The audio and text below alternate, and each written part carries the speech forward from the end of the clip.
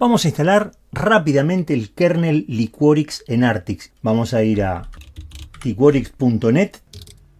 Acá está la línea que tenemos que ejecutar por terminal o por consola. Como ustedes ven, es compatible con Arch, y como Artix es base Arch, se puede hacer esto. Entonces vamos a copiar esto, vamos a ir a la terminal, ¿sí?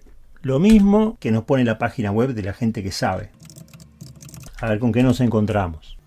Ah, encontró Artix, está bueno esto.